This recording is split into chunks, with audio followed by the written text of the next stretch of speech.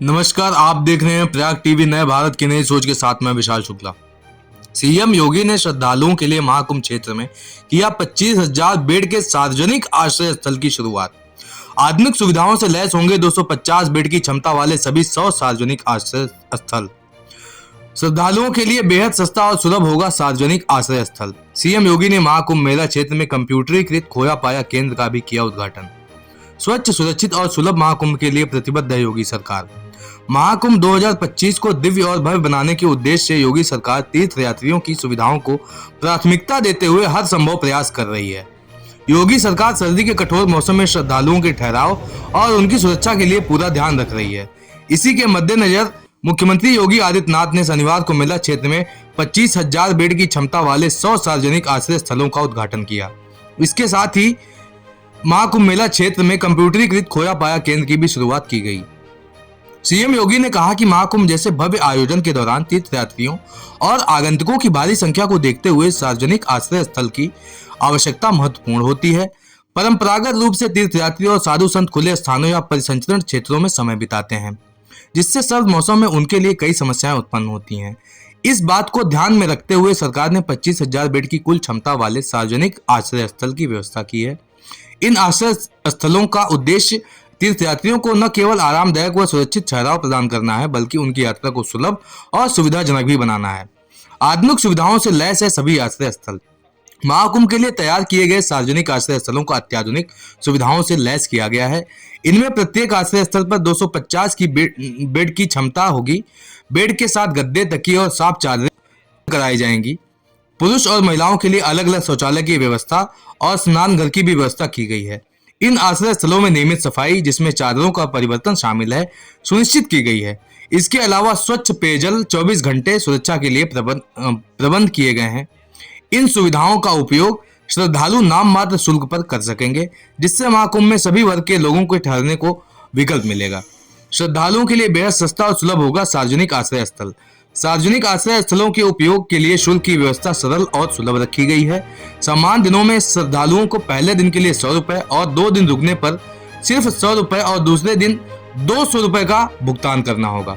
मुख्य स्नान पर्व और आसपास के दिनों में यह शुल्क पहले दिन के लिए 200 रुपए और 2 दिन के ठहराव के लिए 400 रुपए होगा। श्रद्धालु नगद या डिजिटल पेमेंट यूपीआई के माध्यम से भुगतान कर सकते हैं, जिसके बाद उन्हें टिकट जारी किया जाएगा।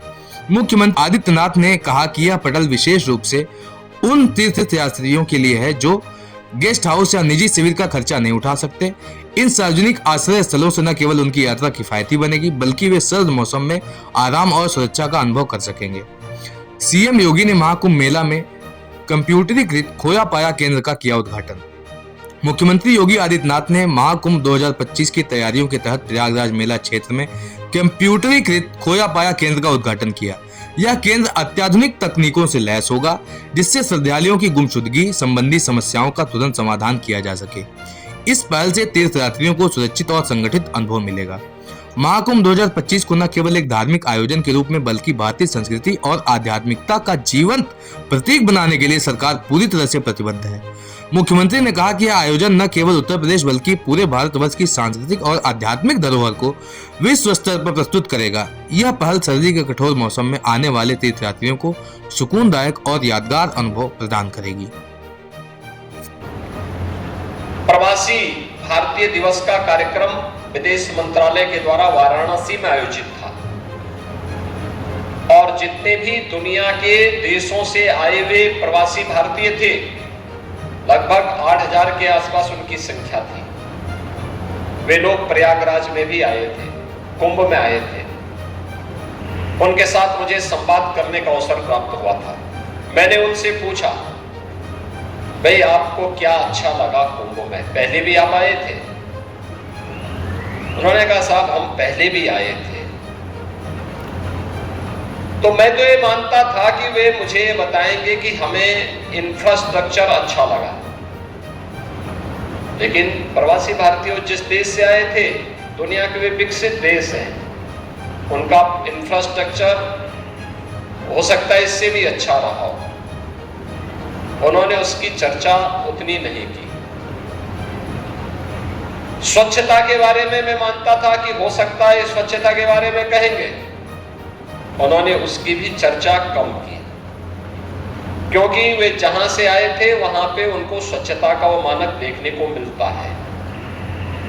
लेकिन उन्होंने एक बात की चर्चा जरूर की। वे कहते थे, साहब पहले की तुलना में अच्छा इंफ्रास्ट्रक्चर है, अच्छी सड़कें हैं, कनेक्टिविटी हुई है, स्वच्छता पहले की तुलना में बहुत अच्छी है, लेकिन सबसे अच्छी चीज जो हमें देखने को मिली है वह पुलिस का व्यवहार देखने को मिला है। हाँ, सभी माननीय मुख्यमंत्री जी को आशीर्वाद साधुवाद देना चाहते हैं कि माननीय मुख्यमंत्री जी और आगे बढ़ते जाएं, पूरा सनातन इनके साथ है। महाकुंभ को लेकर आप लोगों की तरफ से कोई सुझाव दिए गए क्या? देखिए, महाकुंभ में जितने भी अखाड़े लगते हैं उनकी अपनी अपनी समस्या होती है। जल की समस्या है, शौचालय की समस्या, जो भी दिखते हैं वो सब हमने यहाँ पे रखी हुई है। और माननीय मुख्यमंत्री जी ने कहा है कि जो हमारे मेला अधिकारी जी है, आपने देखा होगा हमारे मेला अधिकारी जी बहुत ही अच्छे व्यक्ति है, अनुभवी है। और 2019 के मेले में भी हमारे मेला अधिकारी जी कुंभ मेला अधिकारी थे, उन्हीं की नियुक्ति हुई है और वो बहुत अच्छा कार्य कर रहे हैं। हमें शासन प्रशासन से कोई गिला नहीं, कोई शिकवा नहीं, सबका काम बहुत सुंदर हो रहा है और सबका मानना है बहुत दिव्य और भव्य कुंभ होगा। देखिए, किसी भी अखाड़े को नाराजगी नहीं है, सभी अखाड़े एक साथ है, सभी को जमीन मिली है। जिनको अभी नहीं मिली है उनको आगे बढ़ के जमीन मिलेगी। अभी बहुत जल्दी से सबको जमीन मिलने वाली है। प्रयागराज आज मुख्यमंत्री जी की बैठक हुई और बहुत ही सौहार्दपूर्ण वातावरण में हुआ। महाकुंभ मेला भव्य और दिव्य हो, इसके लिए सभी संत उनके साथ खड़े हैं और प्रशासन अधिकारी भी है जो युद्ध स्तर पे कार्य करने के लिए यहाँ पर उन्होंने आश्वासन किया। समय से पहले पूरा सब कार्य होगा और इसके साथ साथ कई बिंदुओं पे उनको है जो आकर्षित किया गया है कि हमारा प्रयागराज संगम क्षेत्र विश्व धरोहर के रूप में अंकित हो, जिससे कि विश्व के सनातन धर्मी चाहे कहीं के भी हो, खास करके भारतवर्ष उत्तर पूर्व दक्षिण पश्चिम, ये सब है जो भाई संत लोग यहाँ पे आए और भाईचारा का संदेश में ये पवित्र है जब महाकुंभ का स्नान करके नई ऊर्जा के साथ देश की सेवा में लगे। सनातन धर्म बोर्ड का अभी तो हम लोग इस पे चिंतन मनन कर रहे हैं। इसका आगामी सत्र जो है हमारा 27 जनवरी रखा गया है, उसमें सब लोग आएंगे, उसमें जो निश्चय होगा वो आपको